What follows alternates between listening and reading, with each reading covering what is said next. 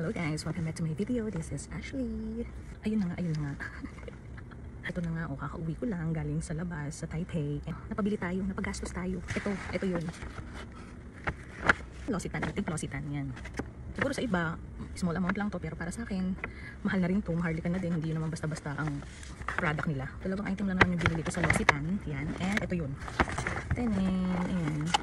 Familiar ba kayo dyan? Yan. Ayan. Yan siya. 100 ml. It's around 2,100 New Taiwan dollar. Glass bottle. Yan, glass bottle. Next naman is ito. Amande. I don't know if I pronounce it right. Body cream. Ayan. Nabudol lang din talaga ako sa TikTok. And ayan, napabili na ako. I have been dreaming or planning buying this. Matagal na panahon na. Ayan siya. Try natin mag-shower tayo. Ayan, nakasealed pa. So, ito yung mga freebies nila. Yung iba dito, pinamigay ko na sa friend ko. So, medyo nabawasan na siya ng very, very light. May freebies sila ito. Ang lang freebies na, generous naman nila sa freebies ito. Body lotion, body cream. Ayan, small bottle nung kaninang shower oil. Ayan, di ba? Pang travel size. Hand cream. Ayan, lavender yung ano niya, scent. Ayan. Ito, bagong product daw nila yan. Serum. No, ang dami.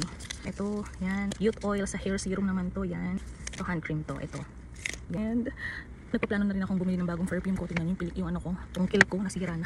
Binuksan ko na to kanina. Nag-spray lang ako ng bahagya. Pero ito siya. Oh, hirap ng buksan. Bango to guys. Ay, basta yung Ekla. Yun ang dati kong perfumes. Versace on the floor. Yun lang guys. Thank you for watching. This is Ashley. Bye. Good night.